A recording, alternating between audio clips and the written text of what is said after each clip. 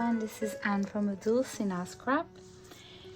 Today I want to share with you a special journal that I've created. It's one of the first journal that I did, and you can see it's a big spine. I think it's maybe just 2 inches, but it's a real like junk journal with like 4 signature. And I've kind of never sold any of those because the shipping would be humongous. And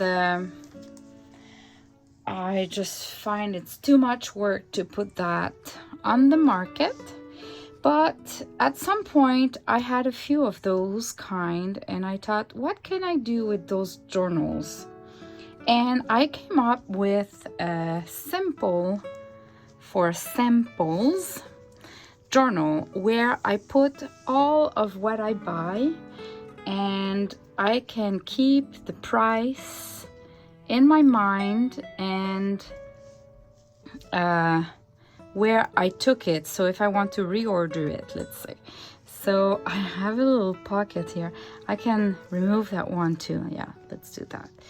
If I remove that one too, I have that flip, and I've been hitting, like there's a pocket here, and it's just, I think it's a paper clip. Yeah, it's a paper clip here that decorates the little booklet.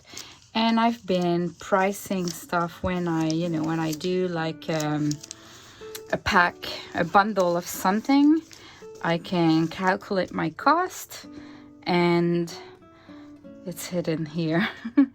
So I use those little charms to kind of attach those together, and it decorates at the same time. So like that. And all right, so this is my cover. I've put a little cluster of embroidery, and honestly I didn't come up with that idea initially. I've redone the front later on with more laces. I did that on the side, and at the back it's all fabric and tatine, laces and everything.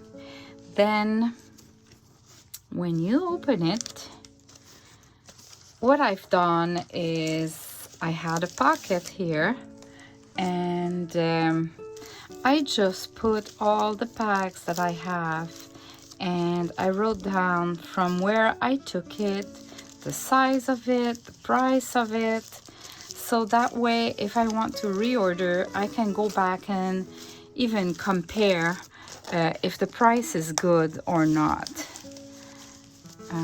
I used a little tag here to say, see that handmade bronze plate that says handmade, like that.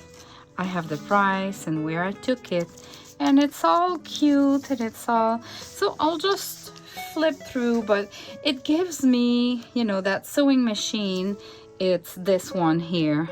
So I know where I put my stuff, but there's some sort of an order there. And so I had done a belly band with the lace, and I'll just flip through, like, see, I had done, this is one of my first embroidery ever. So at some point this journal I was emotionally attached, because there's a lot of things that this one too is one of my first, and this is the tatine that runs into my family since a while. So years. And okay, so it starts like that. I have all those velvet ribbons, and I put the name of it, where I took it, the price, and it goes like that. I left a couple of empty spots, because see, again, all my polka dot sari silk, the different colors I have, the pink, the charcoal, black, green. Those paper doilies, where I put them. And it starts with chiffon silk because I was running out of space, as you can see. And honestly, just looking at that, it's gorgeous. It fills my heart. And this is In and Out of the Garden from Sarah Midas. And I really, really like that book. There's copyright, so you can only find the book and cut parts of it. But I have a sample here in my book. And this is another sari silk. It's really, really long because the colors are changing all the time. So I could not just pick a little sample. So that one is kind of going like that. And it goes again with how we say that, ombre. So the shades and the colors are changing.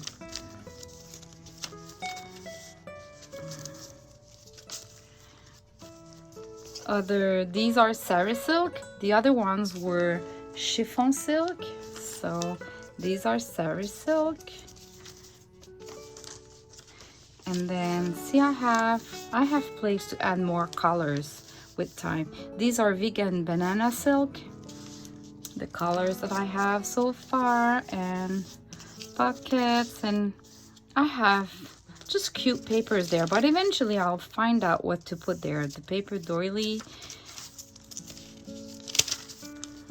I have no worries that at some point this journal will be filled, completely filled. These are just yarns, cotton yarns, different colors. I like it. And then I start with my samples of laces. So just little bits and pieces of my laces. And there's a sticker everywhere that tells me what is the shop, what is the price I paid for.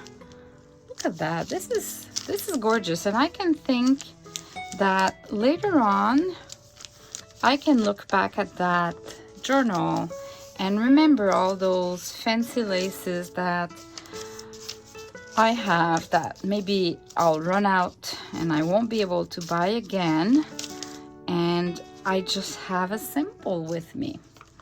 So it goes like that. And I love to glue my new stuff into that journal as soon as I buy new ones. Of course, I have way more than that. I mean, I find laces in thrift shops. Some people give me some. This is a pocket. And I don't buy everything, but the ones that I buy and that I like. If I buy something and the color is not what I was expecting, or I'm just disappointed with my purchase, it won't go there. I've put a couple of charms, but for the charms, I have way more than that, and I cannot put them all there. So this side of the book, I have nothing yet. So these are just papers, but I can, just looking back, it's probably at that time my favorite papers were there. And just looking at that, I like it. Printing on coffee stain papers. At that time I was not doing any digitals, so those digitals are all from other shops. And they're all gorgeous. Look at that. The teapot. Can we see well? Isn't it cute? The cup. Teapot. Anyway, so I make it as a memory book and a sample book of my inventory of the things that I bought and that I have available to create my own journals. And it's just kind of yeah, I will keep that. When I won't have any more of those items, I'll still have that journal available for me to remember different charms I have. And when I do bundles or I do a journal, I often come back and look at, oh, that lace was pricey or not really pricey. I have envelopes too. So yeah, just wanted to share you. Maybe that can inspire some of you to create your own simple book to keep a memory of those laces and sari silk and cute stuff you had. Just a little sample, just to keep the memory of it and the price you've paid and everything. So just wanted to share with you. I hope you liked it. Bye-bye.